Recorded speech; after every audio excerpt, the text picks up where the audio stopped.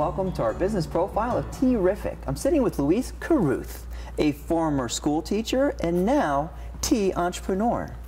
Yes. Yes? Yes. Louise, first off, we always like to ask on the 702, what brought you to Las Vegas?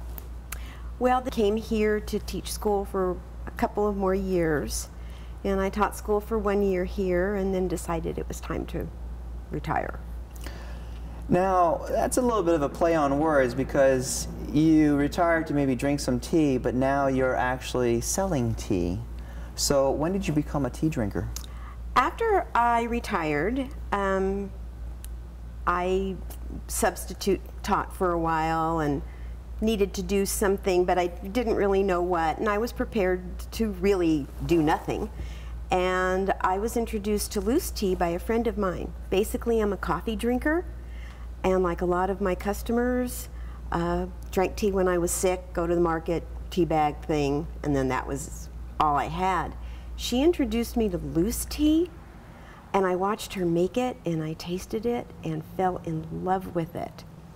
So I started buying loose tea locally and then online, and found it was an awesome subject, a fabulous product, and nobody in North Las Vegas was selling it, so I decided to start my business.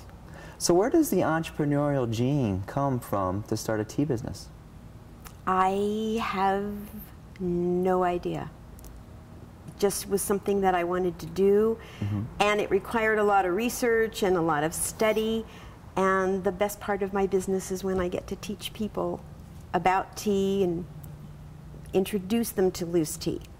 Even though I have access to over 60 teas in my product base, it depends on the time of day, what I'm doing, what cup I'm using. I have a big mug at work, and when I don't need to think about the tea, I make some nice hearty black tea and I sit at my desk and I work.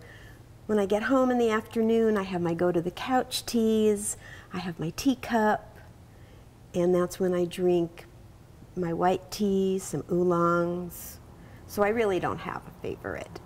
I think coffee drinkers are really missing out on variety, aren't they? I mean, when you go to somebody's house and you see there's a variety of teas. Yes. When I drink coffee, I don't really like the flavored coffees. I like my coffee black.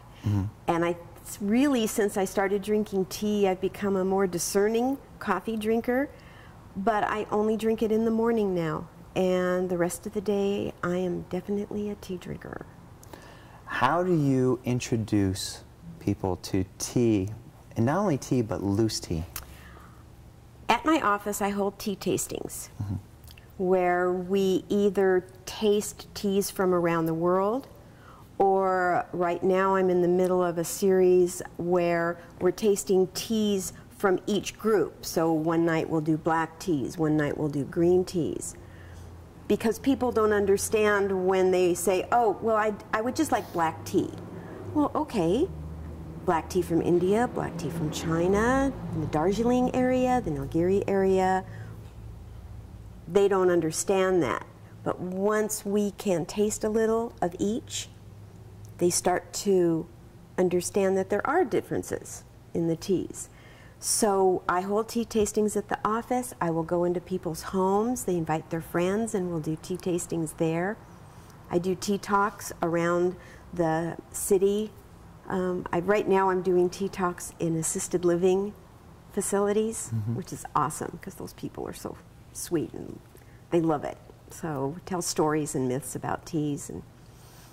So tea tastings, tea talks. I didn't hear tea parties. Is this the evolution of the tea business?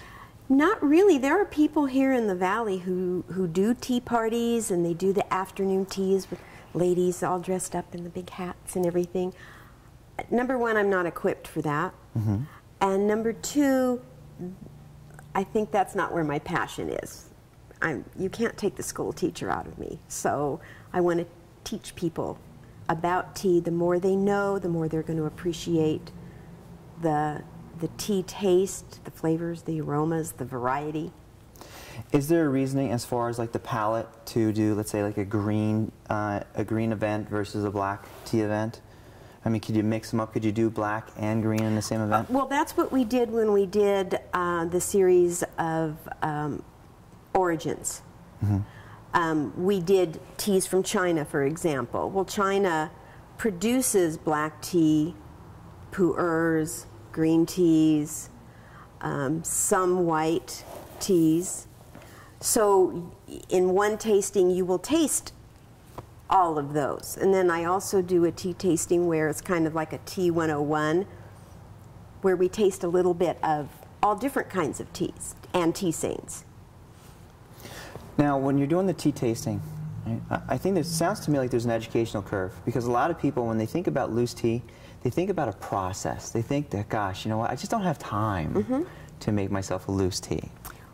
One thing people have to understand is even if you go to the market and you buy a box of Lipton, on the box there are directions to making the tea.